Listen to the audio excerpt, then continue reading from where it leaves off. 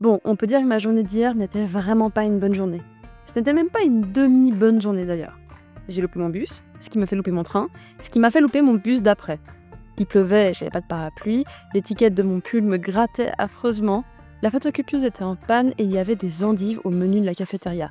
Oh. Quand rien n'allait plus, mon collègue, super fier de lui, m'a dit que si j'étais à bout, c'est probablement parce que j'avais mes règles. Alors ça m'a vraiment trop gonflé comme remarque, du coup je suis partie me réfugier aux toilettes où j'ai remarqué que j'avais mes règles. Bref, vous pouvez imaginer que lorsque je suis rentrée, je me suis juste affalée sur mon canapé en pyjama et j'ai dévoré un énorme pot de glace au chocolat.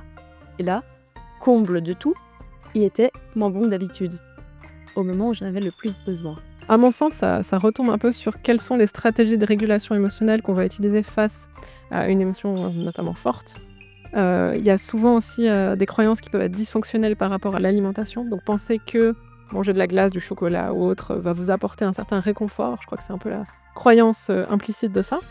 Alors que ce qui est assez ironique, c'est que quand vous regardez les données, vous allez être moins capable d'expérimenter du plaisir si vous êtes dans un épisode de stress que si vous êtes dans un épisode de relaxation. En fait, ça veut dire que notre plaisir pour la nourriture n'est pas le même tout le temps. Alors ça, comment c'est possible? Pour y répondre, plongeons la tête dans les données.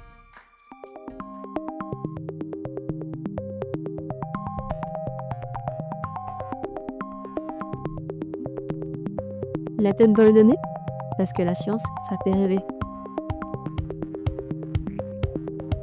La voix que vous avez entendue plus tôt, c'est celle de la professeure Géraldine Copin. Elle a débuté sa carrière scientifique avec un doctorat à l'Université de Genève, au Centre suisse des sciences affectives, où elle a exploré la flexibilité des préférences olfactives. Elle a ensuite traversé l'Atlantique pour un post-doctorat à l'Université de Yale, ainsi qu'au Max Planck Institute pour la recherche sur le métabolisme à Cologne, en Allemagne. Là-bas, elle a approfondi ses travaux sur les préférences liées aux arômes, en associant les domaines de l'olfaction et de la gustation. De retour en Suisse, elle a été chercheuse principale et chargée de cours à l'Université de Genève avant de devenir professeure à Unidistance en 2018. Elle est également membre associée du Swiss Center for Affective Sciences.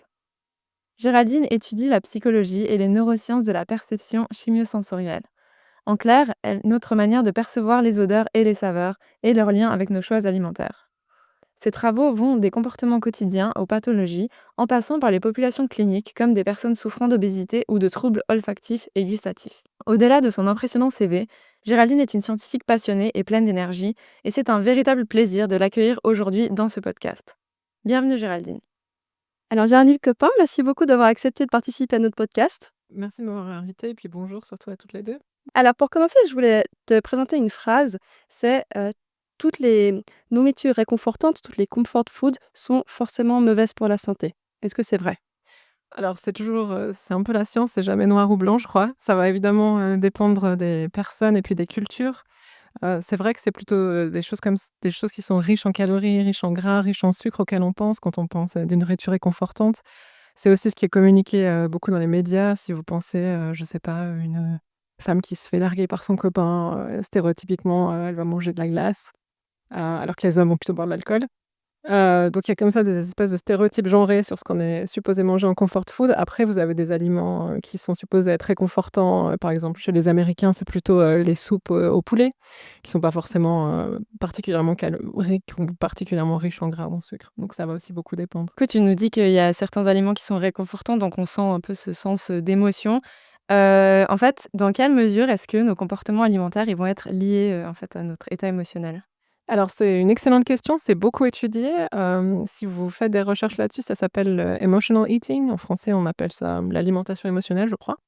Hem, c'est un type d'alimentation qui est lié, qui est absolument pas lié, aux besoins du corps, donc aux besoins homéostatiques. Donc évidemment la nourriture, le but principal, c'est d'apporter de l'énergie, à l'organisme. Dans le cas de l'alimentation émotionnelle, c'est plutôt généré par des émotions, qu'elles soient négatives ou positives d'ailleurs. Comme je l'ai dit tout à l'heure, on a plutôt tendance à penser aux choses négatives comme, la tristesse ou certains épisodes d'anxiété ou de stress, ou l'ennui d'ailleurs. J'espère qu'on aura l'occasion d'y revenir. Mais, ça peut aussi être des émotions positives, donc c'est pas forcément, que du négatif. Et puis c'est un type d'alimentation qui va changer à la fois la quantité de ce qu'on va consommer, mais aussi la qualité de ce qu'on va consommer, donc le type d'aliment vers lequel on va s'orienter. Et donc ça, c'est étudié, de plus en plus. Il y a pas mal de questionnaires qui mesurent ça, mais évidemment, en tant qu'expérimentaliste, on aime bien étudier ça en laboratoire. C'est pas forcément facile à étudier, bien sûr, parce qu'il faut mettre les gens dans des états émotionnels et puis, essayer de mesurer leur consommation alimentaire réelle. Et évidemment, quand il y a des gens qui vous regardent, c'est pas forcément aussi naturel que si vous êtes chez vous, devant la télé. Quand tu les provoques, ces états émotionnels? Alors, en sciences affectives, on a plusieurs façons de générer des émotions. On peut alors les films, c'est assez classique. Il y a des émotions qui sont plus ou moins faciles à induire. Ici, à Genève, il y a le Centre interfacultaire en sciences affectives qui étudie beaucoup les théories de l'évaluation cognitive, qui disent en gros que, ben, pour avoir qu'une émotion qui soit générée, il faut que la situation ou l'événement soit considéré comme pertinent, important pour la personne, ses buts, ses besoins et cetera. Évidemment, bah, on n'évalue pas tous la même situation de la même façon. Donc si vous essayez, par exemple, d'induire de la colère chez quelqu'un, ça va pas forcément marcher. Vous allez avoir des gens qui vont être, tristes, des gens qui vont être, indifférents, des gens qui vont plutôt être amusés. Donc ça varie, même si vous avez un protocole assez solide pour induire certains états émotionnels, ça fonctionne pas toujours très bien. Certains épisodes émotionnels plutôt, je devrais dire, parce que c'est assez court. Pour la tristesse, bah, il y a souvent des films assez tristes, qui fonctionnent bien. Pour l'ennui, bah, on peut laisser les gens attendre, des heures dans la salle d'attente si la commission éthique nous donne son accord. Il y a pas mal de procédures différentes, donc il y a les films, il y a des tâches, il y a pas mal aussi de chercheurs qui étudient des épisodes de remémoration émotionnelle. Donc là, rappelez-vous la dernière fois que vous étiez triste, suite à une rupture ou peu importe.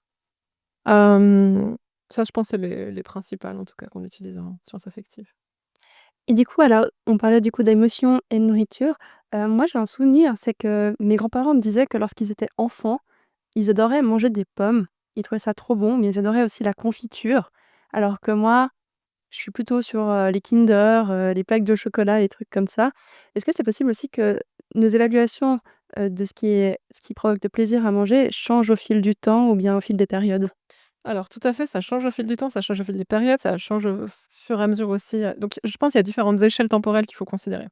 Il y a l'échelle assez brève d'un repas où vous allez avoir, ben, quand vous prenez la première bouchée, c'est là où le pic de plaisir, apparaîtrait et puis au fur et à mesure du repas, ben, la satiété commence gentiment à arriver, puis votre plaisir va diminuer au fur et à mesure de la consommation. Ça s'appelle l'effet de satiété sensorielle spécifique, c'est les 3 S. C'est, je trouve toujours hyper dur à dire. Donc l'effet de satiété sensorielle spécifique, c'est ce déclin comme ça au cours du repas du plaisir qu'on a à manger certaines textures ou certaines saveurs. Par contre, si on vous dit: «Ben, OK, vous avez fini votre steak frites, maintenant, je vous propose le meilleur cheesecake, du restaurant». Là, d'un seul coup, on peut, avoir à nouveau envie, donc un désir alimentaire qui peut réaugmenter et puis un plaisir qui peut aussi réaugmenter si on change la texture, les saveurs et cetera. C'est aussi pour ça que les restaurateurs, en général, évitent de faire des repas avec les mêmes textures. Si vous faites une entrée en soupe, un plat principal en je sais pas, en purée et puis un dessert en panna cotta, c'est pas forcément, un repas qui va vous apporter beaucoup de plaisir. Donc c'est pour ça qu'aussi on varie les textures et les saveurs au cours d'un repas. C'est aussi pour ça que quand vous êtes, dans des restaurants qui proposent des buffets, vous avez tendance à manger plus. Donc si vous mesurez vraiment la consommation alimentaire des gens, ils mangent plus de calories que si on leur apporte un repas, plus monotone, je dirais. Pour le moyen terme, vous avez aussi tout ce qui est trait aux préférences alimentaires. Donc, on sait que dès 4 mois in utero, les bébés commencent à pouvoir goûter les saveurs de l'alimentation de la maman. Ce que je trouve toujours assez fascinant parce qu'en fait, quand vous êtes enceinte, on vous donne, beaucoup de recommandations sur ce qu'il faut pas manger, mais on vous donne pas tellement de recommandations de ce qu'il faut manger et puis comment ça peut impacter plus tard les préférences alimentaires de l'enfant. Donc il y a vraiment aussi des travaux, hein, qui s'intéressent aux 1000 premiers jours, incluant le in utero pour savoir comment ça va modifier les préférences à long terme. Il y a des études assez rigolotes, hein, qui montrent par exemple que si vous avez été nourri, avec du lait artificiel, qui contient souvent de la vanille, vous allez avoir tendance à préférer le ketchup avec de la vanille que du ketchup sans vanille plus tard, 20 ans plus tard dans votre vie. Donc ça, c'est aussi à l'échelle de l'individu. Puis après, il y a aussi, au niveau de l'échelle, je dirais plus historique, on a comme ça un avènement maintenant des produits industrialisés qui sont très riches en gras et en sucre, qu'on avait assez peu, par exemple à l'époque de nos ancêtres, et qui constituent un peu un défi, je pense, pour nos organismes parce que naturellement, on n'a pas d'aliments qui sont à la fois riches en gras et en sucre. Il y en a un seul naturellement qui est à la fois riche en gras et en sucre. Est-ce que vous arrivez à savoir lequel? Le chocolat? Alors ça, c'est industrialisé, c'est nous qui le créons, mais qui existerait dans la nature. Ah ça, je juste La canne à sucre? Les dattes, les dattes. les dates, ça pourrait, mais le plus important, c'est le lait maternel. C'est un aliment qui est à la fois riche en gras et en sucre et en calories, hein. Mais c'est vrai, par exemple, ce que vous avez cité, le chocolat, les gâteaux et cetera, ça, c'est des aliments qui maximise la récompense potentielle des aliments puisque c'est à la fois riche en gras et en sucre, ce qui est pas le cas dans les aliments naturels. Donc cette combinaison comme ça, qui est très, très fréquente dans nos sociétés, obésogènes, n'existait pas à l'époque de nos ancêtres. Évidemment, c'est pas en 50-100 ans que nos organismes se sont adaptés à gérer, ce type d'alimentation. OK, donc du coup, maintenant, c'est habitué, en fait, enfin, ce genre de saveur qui, à l'époque, était très, agréable, nous, c'est devenu, un peu plus habituel pour nous et ça nous procure peut-être moins de plaisir. Alors, ça dépend ce qu'on appelle des saveurs. Là, c'est plus presque au niveau, je dirais, calorique. Donc vous avez des effets, qui sont plus étudiés chez les animaux que chez les humains, mais il y en a quand même quelques études chez les humains, de flavor nutrient conditioning dans toutes ces études qui montrent que, ben, on va avoir tendance à préférer des aliments qui nous apportent une dose calorique idéale pour nos besoins métaboliques. Ça, c'est assez intéressant de savoir selon vos besoins métaboliques, quels sont les aliments qui vont vous attirer ou susciter du plaisir. C'est un aspect qu'on considère assez peu, je trouve, chez les humains. Mais évidemment, si vous apprenez à les consommer très tôt dans la vie, contrairement peut-être à votre grand-mère qui mangeait plutôt des fruits, bah, ça va générer aussi, une certaine appétence pour ces aliments plus tard dans le cours de votre vie. OK. Et est-ce qu'on est tous, égaux, en fait, face à l'influence de nos émotions, sur nos comportements alimentaires? Alors, il y a beaucoup d'études qui étudient les modérateurs de ces influences. Donc on sait qu'il y a quand même, une proportion plus élevée de femmes qui vont, être, hautes en alimentation émotionnelle que d'hommes. À mon sens, ça retombe un peu sur quelles sont les stratégies de régulation émotionnelle qu'on va utiliser face à une émotion, notamment forte. Il y a souvent aussi, des croyances qui peuvent être dysfonctionnelles par rapport à l'alimentation. Donc penser que manger de la glace, du chocolat ou autre, va vous apporter un certain réconfort. Je crois que c'est un peu la croyance, implicite de ça.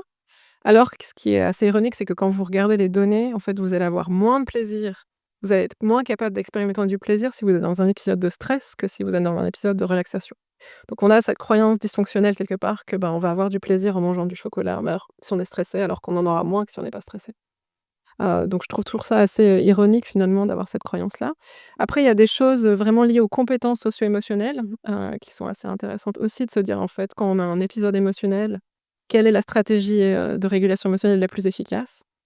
Puis ça va dépendre de l'intensité de l'émotion, du type d'émotion et cetera. Donc ça je trouve c'est un apprentissage qu'on peut faire assez tôt finalement dans la vie, chez les enfants par exemple, de nommer les émotions, puis de savoir, OK peut-être la distraction c'est une meilleure stratégie face à une émotion très forte. Et puis la réévaluation cognitive, se dire que, bon, je sais pas, par exemple, finalement, c'est pas si grave de pas avoir eu, 4 à votre examen et puis de réévaluer la situation, de se dire qu'on peut le rattraper. Ça peut être plus efficace, en tout cas être plus, à même de vous permettre d'être en bonne santé à long terme. Donc on a comme ça un peu cet ancrage féminin dans l'alimentation émotionnelle, dans les troubles, du comportement alimentaire qui est assez forte. Mais ça veut pas dire que les hommes, n'en ont pas et puis ça veut pas dire qu'ils utilisent toujours des stratégies de régulation émotionnelle fonctionnelles non plus. Hem, je ne ferai pas de commentaire, mais en tout cas, voilà, il y a des études quand même qui étudient beaucoup maintenant les effets du genre, les effets, de l'éducation. Il y a quand même pas mal de données, de personnalité aussi. C'est assez fouillis les résultats. Il y a pas, je trouve, de jolies méta-analyses qui montrent un peu une image très claire.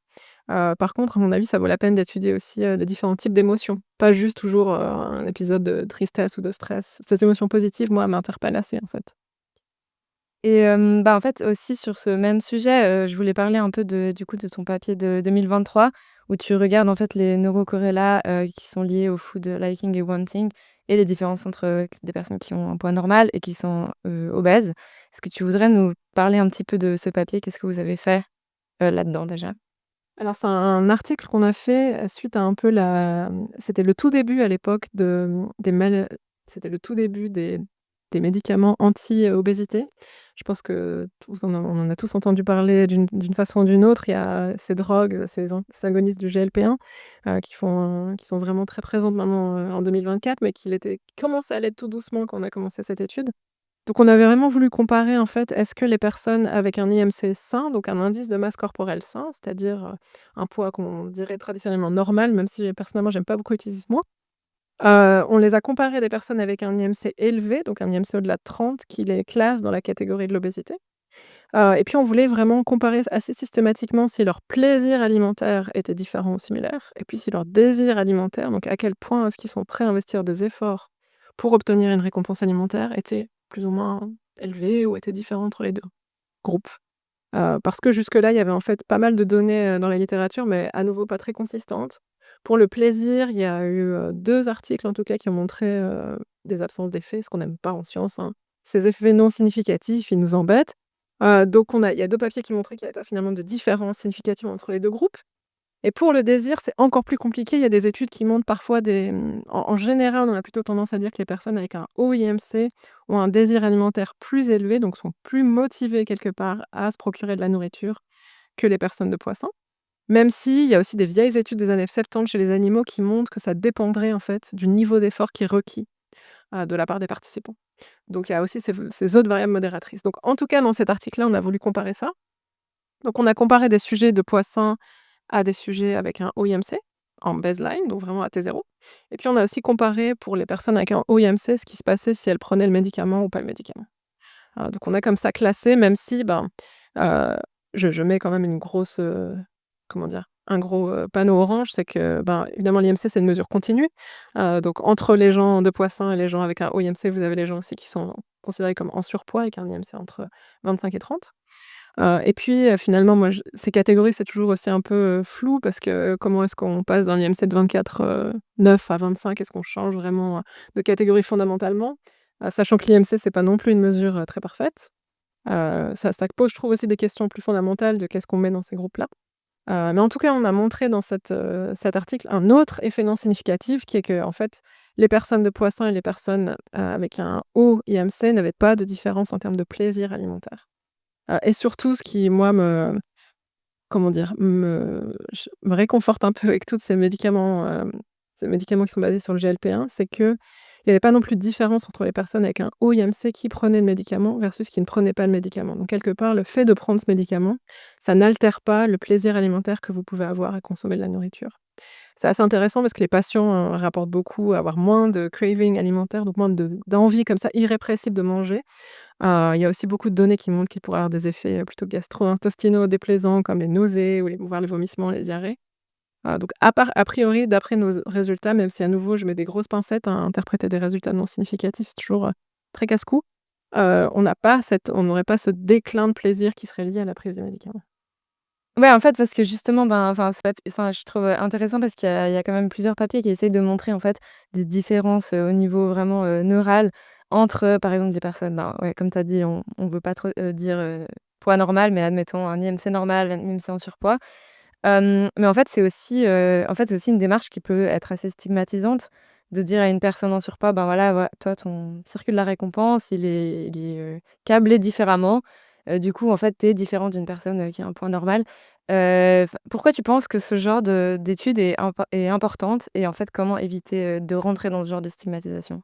Alors ouais, moi j'ai un peu la perspective, opposée. Je pense pas que mettre les gens, dans les catégories obésité, crée nécessairement de la stigmatisation. Au contraire, en fait, le fait que l'obésité soit reconnue comme maladie en Suisse, ça donne accès finalement aux traitements, à certains remboursements qui seraient pas faits si, l'obésité n'est pas considérée comme maladie.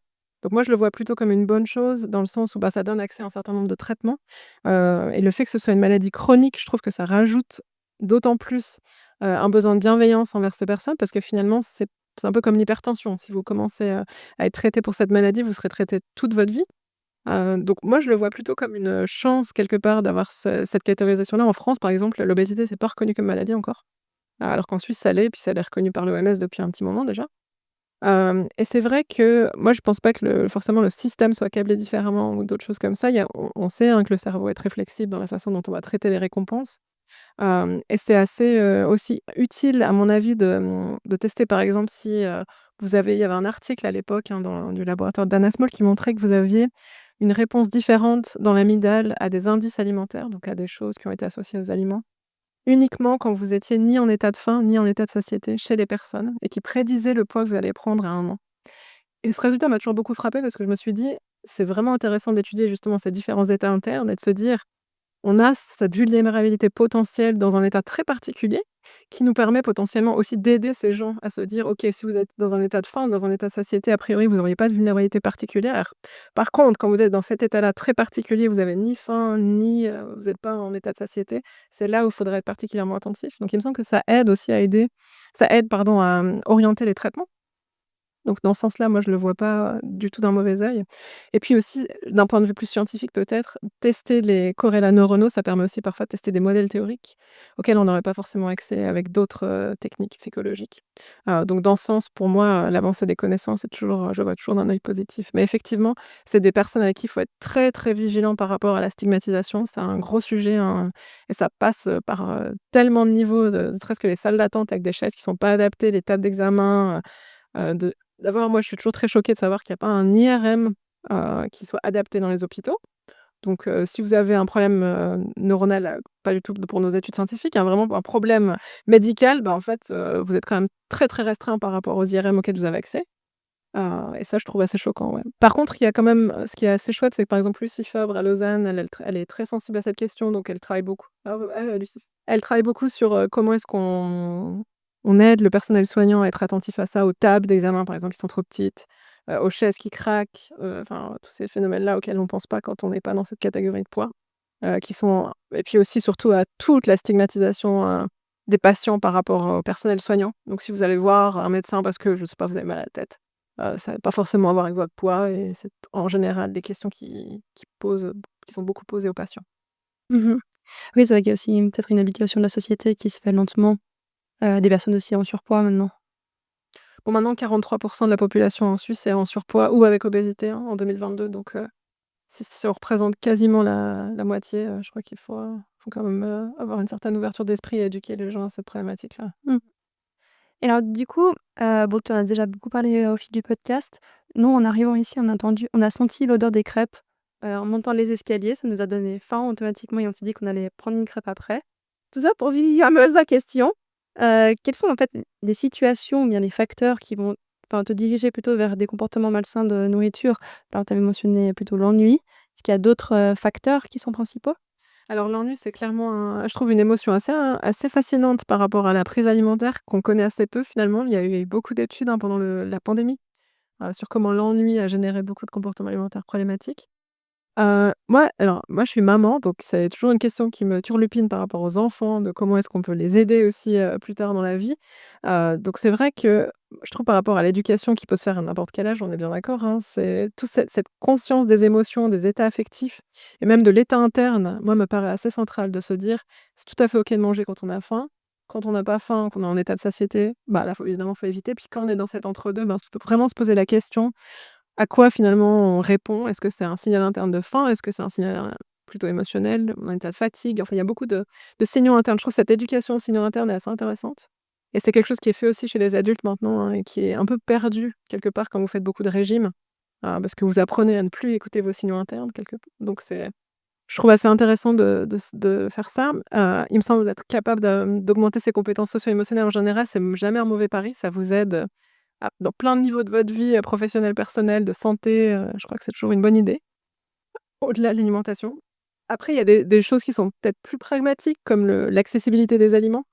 Donc il y a Brian Wansink qui est, bon, très contesté, hein, je ne sais pas si vous avez suivi, il y a beaucoup de ses papiers qui ont été retirés, il aurait, potentiellement fabriqué des données et cetera. Mais il a fait des études, son design d'études en tout cas, moi je le trouve toujours assez, ingénieux sur, comment le fait de rendre des aliments sains plus accessibles juste en termes de distance spatiale ou de vision, fait que vous allez davantage vous tourner vers, je ne sais pas, les fruits que les gâteaux. Et ça, c'est presque une politique au niveau sociétal parce que c'est vrai que quand voilà, là, vous avez senti l'odeur de crêpes, mais il suffit de se balader dans n'importe quelle rue de nos jours, vous allez avoir des indices qui sont liés à l'alimentation comme ça, de façon permanente. Et si vous avez des fonctions exécutives ou, je sais pas, un état émotionnel particulier, ça peut générer, ben, l'envie de manger, voire la consommation alimentaire excessive. Donc là, à ce niveau-là, je crois que ça dépasse finalement la science de se dire: «Il faudrait vivre dans des environnements qui soient plus sains aussi au niveau, heu, ouais, au niveau de nos sociétés». Donc réaménager notre maison pour avoir que des fruits, pas acheter de biscuits et cetera, ça marche vraiment donc. Alors, bah, en tout cas, c'est vrai qu'il y a même des choses bêtes, hein, même si vous savez que les chocolats sont un petit peu plus loin, il faut vous lever pour aller les chercher, ça diminue les probabilités que vous en mangiez. Donc des choses très prosaïques comme ça, de rendre les aliments sains, accessibles, ça marche, quand même assez bien. Mais c'est évidemment pas la seule clé à mon avis, c'est toujours multifactoriel. Bah, merci beaucoup. Du coup, on va juste terminer en fait en te demandant ton, hot topic du moment. Donc c'est-à-dire ça peut être un sujet de recherche, un papier que tu as lu, enfin un sujet en général, c'est pas forcément, lié, en fait, à ton domaine de recherche, mais quelque chose qui, voilà, en ce moment, te motive et tu trouves ça vraiment génial, ce qui a été fait? Bah, alors moi, j'avoue que ces médicaments, anti-obésité m'interpellent énormément par rapport à ce qui va se passer dans les 10-20 prochaines années, puisque c'est une période qui va nous concerner tous. Et je me pose toujours la question de comment est-ce que ça va se combiner avec les techniques qu'on a actuellement, comme la chirurgie bariatrique? Est-ce que ça va, créer de nouveaux troubles psychologiques potentiellement chez les personnes, qui prennent ces médicaments? Comment est-ce qu'on doit éduquer les gens finalement à ne pas se sentir coupables d'être minces parce qu'ils prennent des médicaments? Ce qui est une plainte, un de certains patients, que je trouve toujours très triste finalement, de se dire que, ben, on a une maladie chronique et on culpabilise de se faire aider. Donc ça, moi, ça m'interpelle toujours beaucoup. Après, j'ai aussi, beaucoup d'intérêt en ce moment pour, l'activité physique, et le lien entre activité physique et alimentation. Je trouve que c'est des liens, c'est un peu, moi qui viens du monde des sciences chémo-sensorielles, ça m'a toujours beaucoup frappée, en fait. Les gens font soit de l'olfaction, soit de la gustation, mais ils font pas les 2. Je trouve toujours ça triste et là, j'ai un peu l'impression que c'est la même chose. En fait, les gens font de l'alimentation, de l'activité physique, mais jamais les 2. Et je trouve ça bête, en fait. Moi, j'aimerais bien qu'il y ait plus de recherches un peu croisées comme ça surtout sur des domaines si proches. Ouais, c'est vrai parce qu'en fait, on sait quand même que, enfin, l'activité physique, enfin, si on fait de l'activité physique, on peut, du coup, manger plus sainement derrière, c'est ça, que tu devrais. J'ai beaucoup discuté avec Boris Chevel, par exemple, qui est, professeur à Rennes, qui lui travaille uniquement sur l'activité physique. C'est vrai que maintenant, il vient aussi vers l'alimentation parce que, bah, il y a des ponts sur, par exemple, comment est-ce qu'il faudrait manger, par rapport à nos besoins. Et en tant que femme, je trouve aussi assez fascinant de voir les recherches, par exemple de Maïké, qui travaille beaucoup sur comment est-ce qu'on devrait manger dans différentes périodes de notre cycle menstruel ou comment est-ce qu'on devrait s'entraîner en termes d'activité physique selon notre, cycle menstruel. Et ça, je trouve que c'est un sujet qui est complètement, mis de côté. Moi, on m'a jamais appris ça à l'école, je sais pas vous, mais et que je trouve très triste, en fait, parce que c'est des besoins à la fois, que ce soit le cycle menstruel, les grossesses, les postpartum et cetera. Des phases importantes dans la vie d'une femme et on devrait, faire des recherches scientifiques sur ça. C'est vrai, très, très belle manière de conclure le podcast. Du coup, ben, merci beaucoup d'être, enfin, d'avoir accepté de participer, c'était super intéressant.